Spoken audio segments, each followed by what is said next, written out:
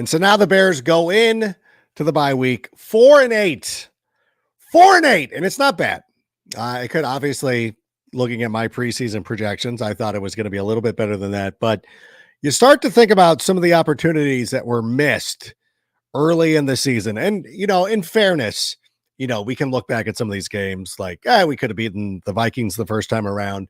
We could have beaten the Saints and things like that. But if we really look at the schedule and the way that the games broke out, I think there are two instances.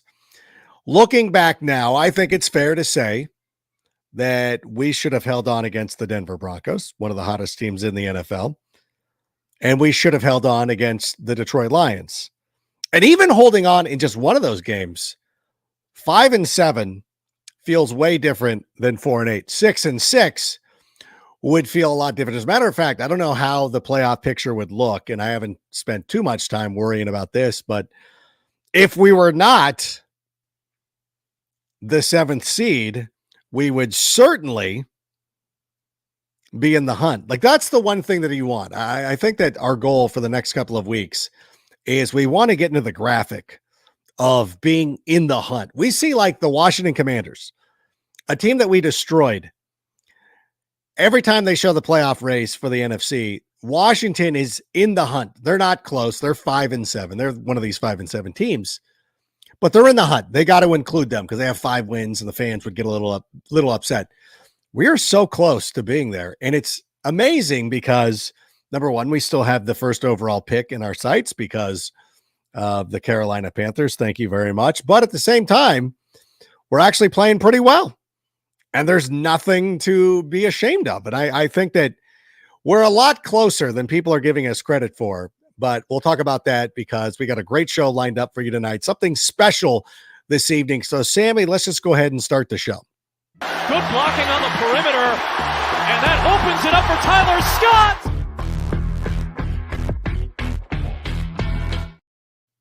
That's right. It's Wednesday night. You know what that means. It's typically time for Take It to the Rank, but something special this evening because playing on Monday Night Football, our schedule got a little bit compacted. So we are going to bring on the man of the hour himself, Tyler Scott of the Tyler Scott Show, here to celebrate a victory. You can turn on the lights, Tyler. You don't have to hide. You don't have to hide anymore. You're allowed to have a life. We won a game, so you don't have to hide.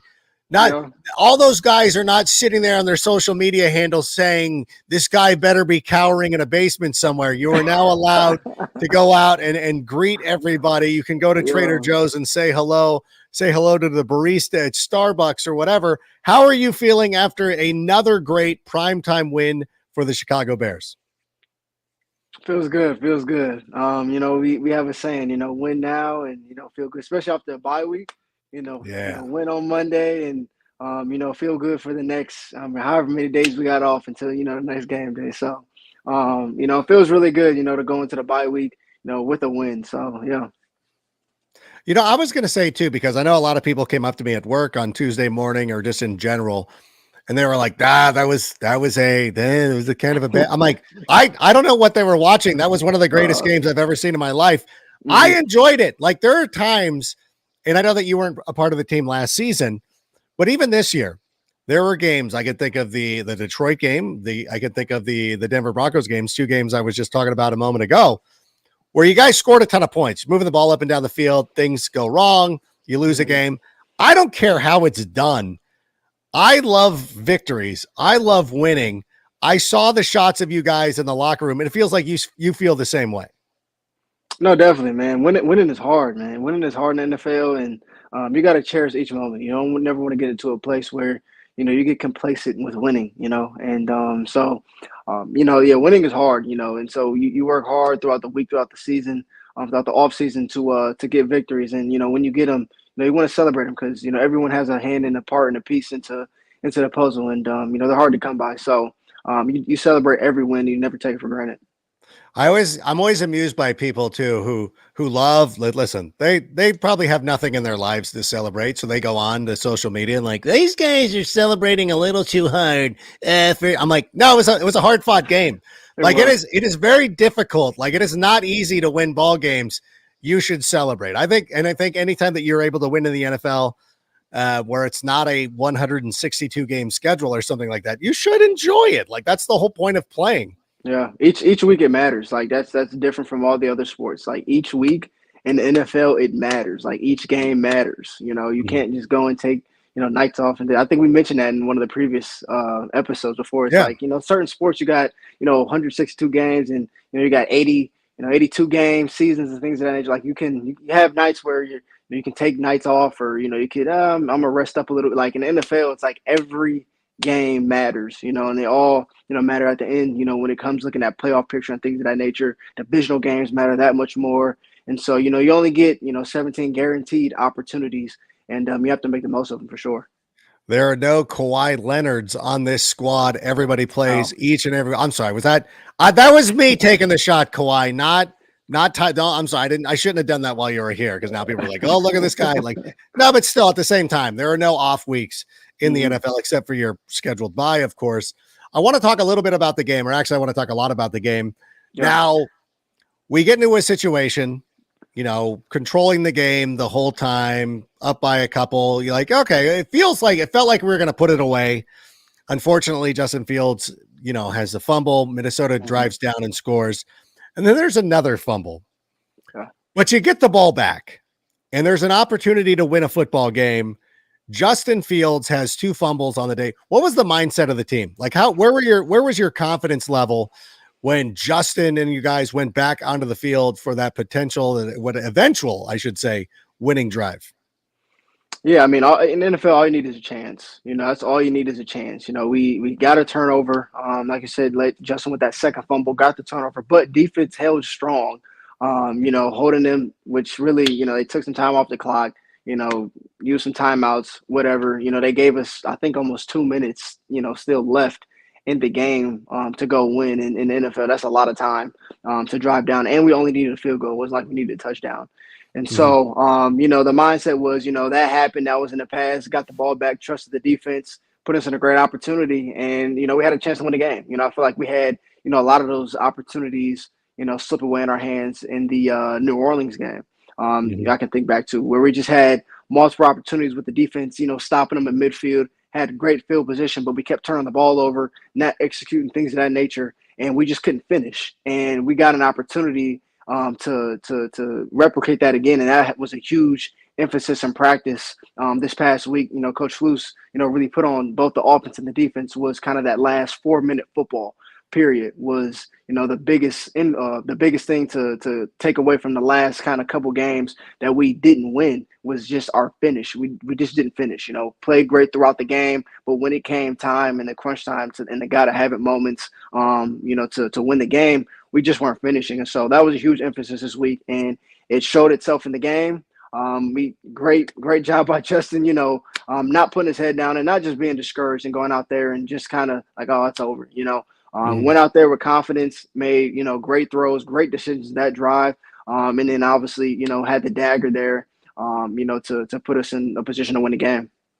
Yeah, I think that's one of the things that people haven't talked enough about, because one of the things that really annoys me is that people will be like, well, it could have been better. Like, because I ask people on social media, I mean, obviously you follow me, so you're like, you see me, like, what I just sometimes don't understand what people want. Like, what more do you want from? We know that Justin can go out there and throw 4 touchdown passes in a game. We know he can go out there and run for 150 yards. But I think one of the biggest and perhaps a fair complaint is that there needs to be times where the games are closed out. And we saw it in Washington. You guys were playing with a lead when he makes the throw to DJ Moore that he takes to the house for the touchdown, puts it away. But we hadn't seen it when you guys were down. And this was exactly when and I thought the whole sequence, I thought the timing of it, I thought you used the clock expertly. Like you left them no time. Like you gave them one Benny Hill play at the end of the game. That was it. I think that was kind of like people kind of glossed over that. Like there was 2 minutes, and that DJ Moore play happened where he could have, you could have kicked, you could have tried to score again, but nope, you bled the clock. I think there was a lot of things going on. Like I felt very impressed with the way that final 2 minutes goes. How did that just when you got back to the locker room? Like, is there? I know before everybody comes in and everything, is there a sense of like relief though? Like does it kind of feel like, again, you guys put in a lot of time hammering out the 4-minute drill? Like, was there like also a sense of relief? Like, we did it. Like this, like it feels like you're turning the page and Yeah, moving yeah, yeah. forward. No, definitely. No, definitely. I mean, after, I mean, it's especially in the football games, there's so many roller coasters, up and downs, and it's a lot of things where it's just like, oh my gosh, it's like, you're all over your seat, you're all over the place, because also as a like, I mean, even during playing the game, I'm watching the game as well from the sideline as a fan. I'm over Mhm. here like, why did he do this, or why don't we do this, or I mean, you're part of the game, and so, there's just so many up and down roller coasters during the game, and then we get into the situation where we have adversity, where it seems like we had like when you really like watch the game, it felt like we had control of the game. Yeah. We were moving the ball, the defense was getting turnovers, they were stopping them. I feel like Minnesota had no offense. It seemed like we were just steadily moving down the field, but just couldn't convert and turn things into points. We got great field position with turnovers, but just for some reason couldn't turn them into points. And it was like it seemed like we had control of the game, but Yeah. it was just like it felt like they were just right there though, just kind of right there knocking. And got to a point where we had the lead and then reversed, then they gained the lead in a game where it felt like we had control of it. So there's just different adversities and things that strike. And then you got Justin with the fumble, and then you had another fumble late. So I mean, there's just like, so you have all these different emotions, and then to go out, execute what you do, what you practice, what you made an emphasis about, leading into the week was, listen, we have to finish. We have to finish games. We practice this 4-minute ball, time management, from, just the coaching staff and the players, which is a collective effort there. And to go out to execute all the different 4-minute football, 2-minute football, and then go Turo situation where we didn't have any timeouts. So once we took a knee, we had to get the field goal team, out on, we call it a Turo situation. Everyone getting over to the sideline, not, running into people and not having, 12 men on the field, guys making themselves eligible, on the field. Like those type of things that you practice, during the week, they come into fruition during game day. And to be able to just knock it down and to execute, that's just good complimentary football by everyone. So those are just things where you definitely feel relieved, and you just feel like I said, it feels good once you practice something each week, and those situations come up in the game and you're able to execute at a high level. Yeah, and you want that to become the standard because we see Yeah. other teams do this. I mean, like, obviously we're fans of football. I'm sure you were watching the Philadelphia Eagles game on Sunday, and like the Eagles looked terrible for a long time. Like we've seen stretches of football where top NFL quarterbacks, be it Patrick Mahomes, Jalen Hurts, Yeah. even, Josh Allen in some situations, where they're just like, things are just not going their way. And you're like, oh, this team could lose. And then all of a sudden you're like, oh, wait, now here they come. Here comes Jalen Hurts. Yep. I want to get to that standard, but you can't do that for a second time until you do that a first time. And that was the time for Justin Fields. And I think that, again, this is the curmudgeonness of Bears fans sometimes, is that they just can't celebrate it and recognize like, hey, this was something new. Like we've seen way too many games end where we've controlled the game. Yep. We make a couple of mistakes and then it goes haywire. And it's like, okay, well then here we go. But now we reverse that against a division rival in prime time. I'm sorry, Joe Buck and Troy Aikman. I'm sorry that you got paid to watch that game and you're moaning about it. I thought it was a delightful contest and I enjoyed every second. Well, I didn't enjoy every second of it. There were some things I didn't like. Number one, how does Kyler Gordon get a penalty when his face mask gets ripped off? Please tell me. Now, I don't know if you guys have gotten together since the game or anything like that, but there better be a text thread going around wondering why Kyler Gordon got his face almost ripped. Not only that, but Brandon Powell's sitting there throwing rabbit punches like he's in the octagon, and the referee's standing there thinking like, yeah, no big deal. Oh, you are taunting him. What, right. by getting hit in the back? Was that when I was taunting him? Please tell me you guys have been talking about that. I haven't talked about it since, but I've definitely seen it. I've kind of seen it just kind of circling around social media. Because I didn't see that. I was obviously on the sideline, so I didn't see kind of what happened. I just kind of seen the end effect of it. I seen his helmet, just the way the face mask was. I was like, I've never seen that in all my years of playing football. I'm like, how does that even happen? Like, how does someone? Now I'm like, did it? Because I didn't know it was like a little scuffle. Like I didn't know he ended up like getting punched on and things. He basically got jumped on the Viking sideline. Yeah. And so I didn't even know any of that happened. So I'm like, how did that happen during a football play? Like, what exactly, goes down for you to be in a situation like that? And then seeing, okay, he actually had his face mask ripped off. And Yeah. so, I seen that, and then I heard all the coaches kind of yelling like, "Hey, his face mask was ripped. His face mask was ripped," and they gave us a penalty. And I was like, okay, so that makes no sense that his face mask gets ripped off, and yet we still get a penalty, and it's taunting. And I'm like, I don't know how that logically makes sense at all. But yeah, no, that's definitely a confusing moment in the game where I'm pretty sure they'll end up probably sending that to the league to review. Oh, they better. Next time you see Tyson Bagent, grab his face mask and try to rip it off and see how much torque it takes to remove. Yeah, Like, I went down because in our office, when you walk into our office, like we have like every team's helmet is up on this yeah, thing, on this display, and they're real NFL helmets. And the next day I was telling someone, like, try to rip somebody's helmet, like try to rip the face mask off of this. Like, you really have to torque this thing to get yeah, to rip the yeah. screws off of it. I'm gonna say screwed in. So I'm Screwed like, in. It's screwed in. It's like legit. It's not paper mache. Like, this is a real no, thing.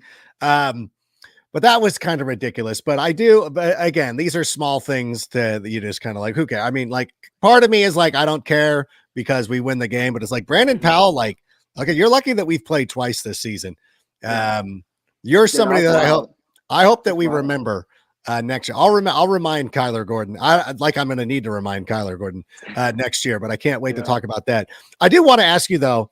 I know the game plan this week. There were a lot of screen passes, going up against Mhm. Brian Flores with the zero blitz. Yeah. When you're going into a game like this, and obviously we ran a bunch of so listen to me, I'm still doing it. Of course. There were a lot of screen passes called. Yeah. The fans, like, I make jokes. Everybody's got jokes and everything. What is the game like when you go into a game? Do you know, like, that's what you guys are going to try to do? What is the Mhm. message? Do you kind of like anticipate, like, this is how we feel we can combat this the best? Yeah, I mean, there's different options that you have, especially coming into a week like this. We knew, like I said, they were a huge cover zero show team, so a lot of times they may show zero and may back out of it and drop eight. Sometimes they'll show everybody and bring everybody. I think they're the most they blitz the most out of any team, in the NFL. So we knew that coming in, and because of that, there's usually going to be one guy or two kind of left unblocked. And because of Mhm. that means you really got to just get the ball out. Get the ball out on the edges. Because once all those guys rush, that means in the back end they're going to be light. As far as just having guys to tackle. So really, the game plan was just get the ball out in the playmaker's hands so we could run. We had a lot of great, catch and run plays with DJ and things of that nature throughout the game, where we got a lot of positive yards. So I mean, when looking at those things, yeah, when it's hard to just kind of sit back there in the pocket when you got guys coming, and sometimes you have guys that are unblocked. You don't have as much time as you would a team that doesn't blitz as much. And so, we definitely knew coming into the game that we're gonna have to just get the ball out quick, really stress the edges on a team like that. So yeah, just coming in, it was definitely part of the game plan for sure. If they gave us the look. Yeah, and I mean, like, and again, it gets frustrating, but again, had we been able to execute a couple of times in the red zone, or at least when we got close, we did have to Yeah, obviously 12 points, 4 field goals. Cairo, how, like, when Cairo missed one, I could not tell you how shocked I was. yeah, Like, you're like, what has happened? Like, yeah. was No, there I was too. I was like, uh, you missed one. like What? what? Like, I didn't know that was, I didn't know that was possible. It's kind of like, Yeah, when a golfer that just hits one out of bounds, you're like, how did that happen? Like, you're so right. automatic. But when the game was on the line, of course he made it. Yeah. What was the trouble? Like, what was happening in the red zone? Because obviously they were doing, or when we got near the red area, like, what was the difference there? Because it would have been nice to punch in a couple of touchdowns. Yeah. Had that happen, that game would have been put away early. But again, this goes to, fighting through all this stuff. What were they doing? Why were you unable to get into the end zone? Yeah, I mean, at the end of the day, I think, coming back, looking at a couple plays and also just kind of listening to guys on the field, I mean, they just made great plays at the end of the Mhm. day. They get paid too. And, they just made some good plays right at the, right place at the right time. They had a great pass break up there in the red zone or, yeah, kind of in the red zone area with Yeah. DJ. I forgot, I think it was Murphy. Had a nice little pass deflection. He just played it good. That was one of those Justin came over is like, yeah, he just played it good. So I think there's just a lot of times they called the right coverage, just were kind of in the right place at the right time, kind of maybe anticipated some things. So, I mean, we just credit them for what they did as well. So, but at the end of the day, We won the game. So I guess that's all that really matters is, they may have a great game plan called, in certain situations, but we had more great game plans as far as calls made, throughout the game to put us in position to win. So yeah.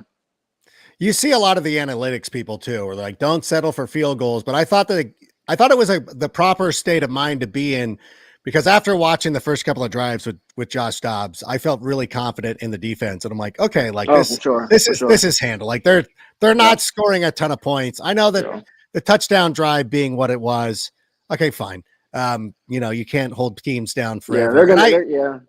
and I firmly believe that if we needed to go down and score a touchdown at the end of the game, we would have been able to do that. I could even tell, like, Yeah. DJ, as great as he is for fighting for extra yards, kind of understood the situation when he got the big 35-yard pass there to set up the field goal, the winning field goal. Like, he kind of knew, and you're just like, okay, this is what we need. This is all, Yep. like, it's Cairo Santos. We don't really need to get too much closer. Yep. So I really appreciated that part of it. So what do you guys, I would have, though, I got to be honest. I was hoping for a deep shot for you. Like I was Yeah. hoping, like, why, like, was there just no looks given? Like, even if it wasn't for you, but perhaps to Darnell or somebody like that, I felt like perhaps you could have taken a couple of shots deep. What was there anything there? Have you watched the film? Like, what's going on? Yeah, I mean, I think just kind of with the uniqueness of what they were doing, it just wasn't really, I guess, necessarily called for. I know we did have a couple, I wouldn't say necessarily like deep shots, but we had combinations and route combinations. We had guys going deep.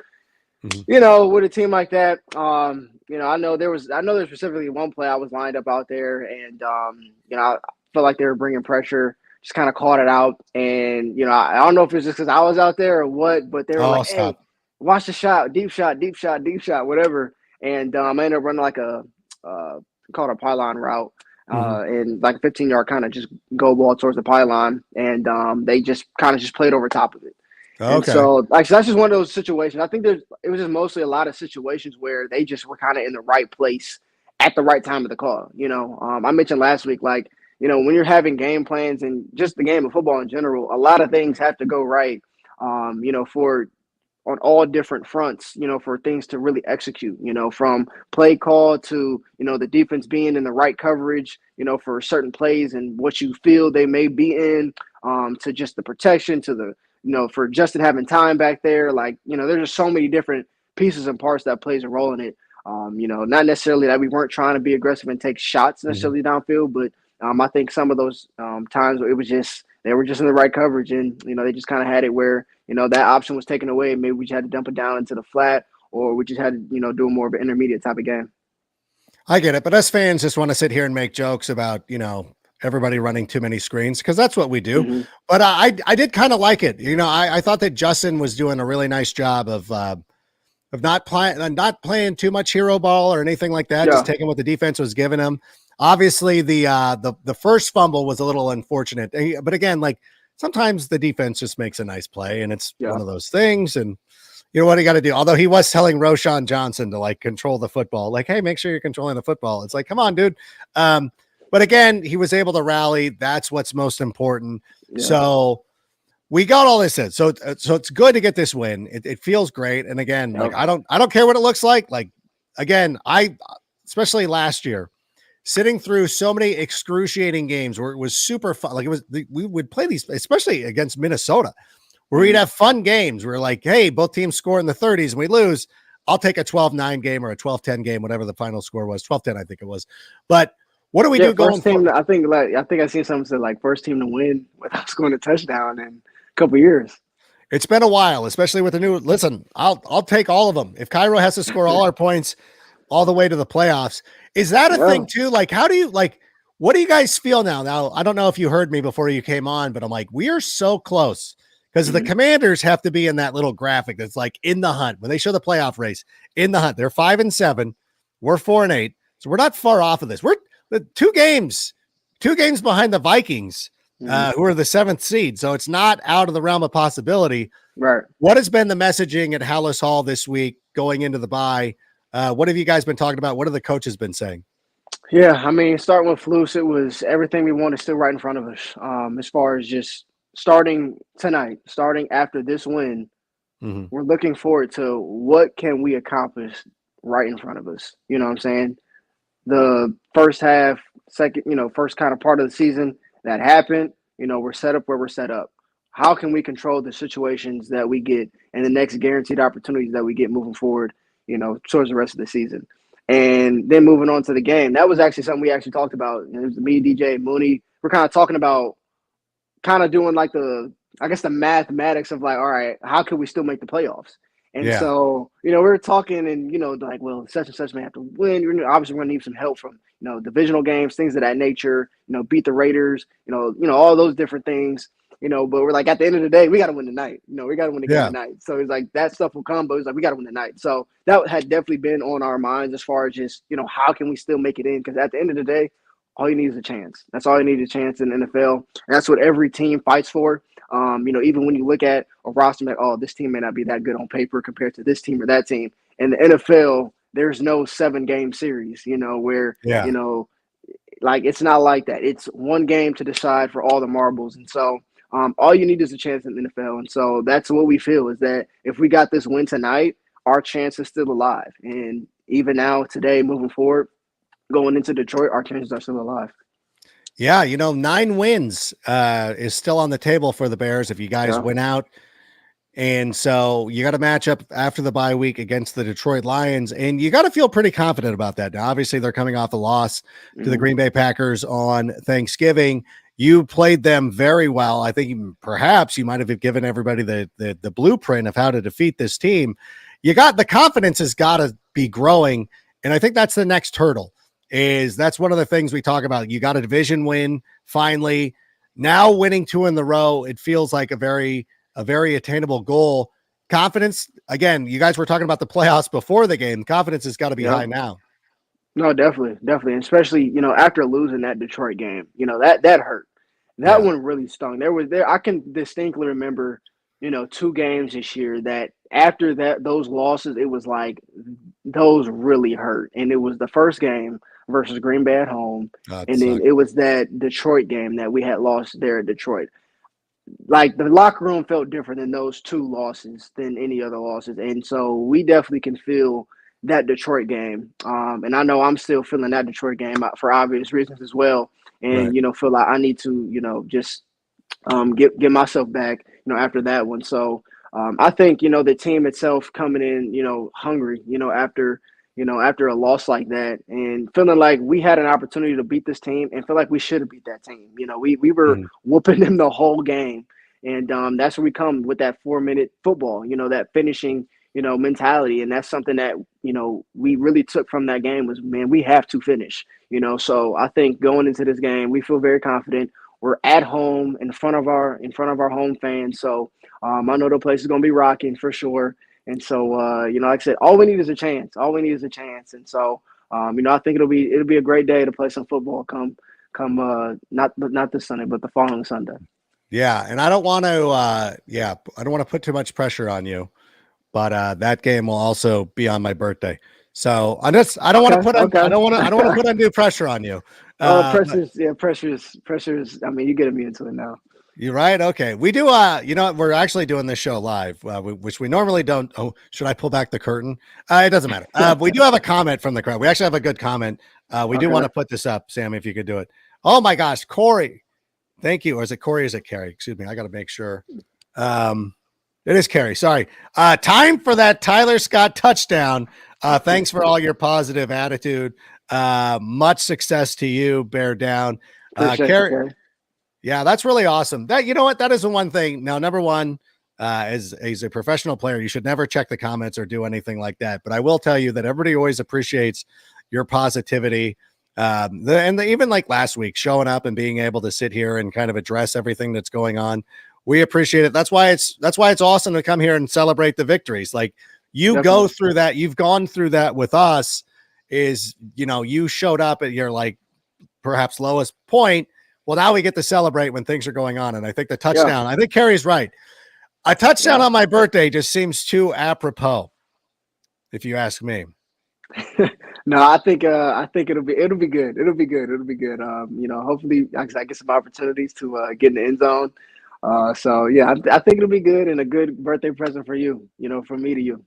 Yeah, and as we have a bye week right here, I think it's important to remind everybody that Game Room Chicago is the best place to watch games on Sunday. Now, obviously, the Bears will not be playing this weekend, but if you're looking for some place to watch the games over the weekend, perhaps want to watch some Big Ten championship games or any of that stuff, the NFL games, Game Room Chicago features billiards, shuffleboard, skee ball, pop-a-shot, and so much more, and it's plenty of space to watch your favorite game with a menu featuring Michelin-starred chef Mari Katsumura's snack foods. There are beer towers, a weekend Bloody Mary bar, and shareable signature cocktails. Game Room Chicago is the place to be on game day. Hope to see everybody there. Tyler, big plans for this off week, or what do you got going on? Nothing crazy. Just some Christmas shopping. Shopping. That's it is one of my favorite time of the year. It's Christmas. So, especially now I'm in the city or in the state too. That it snows. I feel like you can't have Christmas. I mean, Christmas doesn't feel the same without snow, and so I think I'm in a great place for Christmas. So I'm kind of excited too about. I heard about some Christmas lights here in Chicago. Yes.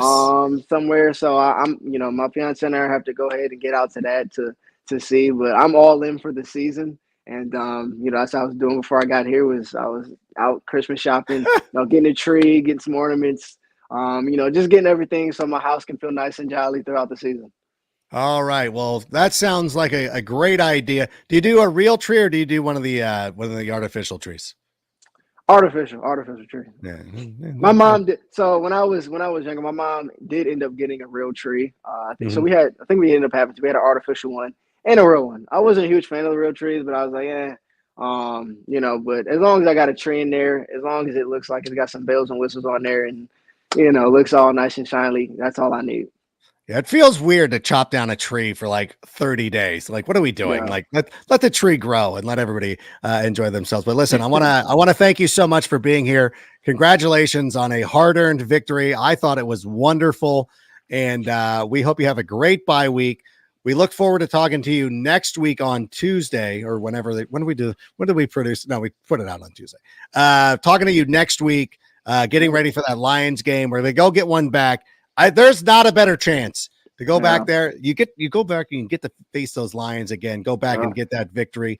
But have a wonderful time off, and we'll see you next week. We'll see you. All right, Tyler. And we'll go ahead and call it right here. Thanks to everybody for joining us here this evening. We appreciate it. Hope you enjoyed the conversation. We'll be back next week. Carmen Vitale will be back with us for Take It to the Rank next week. We'll have the Tyler Scott Show and Rank's rival. Hopefully Cynthia Freeland will come back and join us again. So until that time, bear down. And Sammy, go ahead and play us out. And that's a wrap. Hope you don't miss us too much until next time. Follow the Sick Podcast with Adam Rank on YouTube, Instagram, Facebook, Google Play, and Apple Podcasts.